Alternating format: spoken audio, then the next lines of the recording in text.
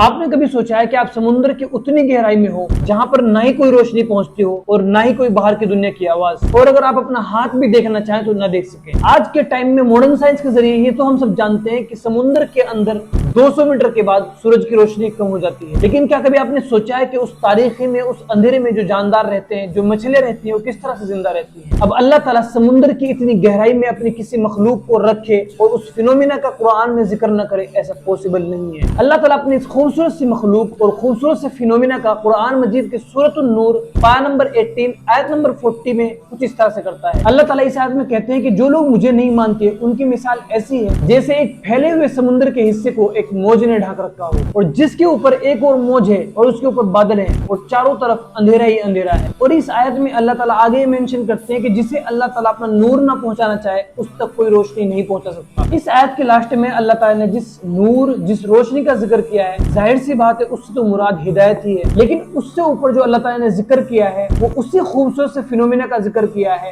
اور جو قرآن مجید نے بتایا کہ سمندر کے اندر موجوں کے اوپر موجیں ہوتی ہیں اور ان کے اوپر بادل ہوتے ہیں، اور اس بات کو آج کا سائنس بھی کنفرم کرتا ہے کہ سمندر کے اندر انٹرنل ویب ہوتی ہیں۔ قرآن صرف ایک روحانی کتاب نہیں ہے بلکہ اس کے اندر سائنس کی تحقیق بھی بھر بھر کر چکی ہوئی ہے، جسے قرآن پہلے ہی بتا چکا ہے۔ اب ایک کوشچن میرا آپ سے ہے کہ جو قرآن سمندر کی گہرائی کے اندھیرے کے بارے میں بتا سکتا ہے، وہ بھی اس ٹائم پہ جب نہ کوئی ٹیکنالوجی تھی اور نہ ہی کوئی سائنس، تو کیا وہ قرآن ہمارے دل کے اندھیرے کے بارے میں نہیں بتا سکتا؟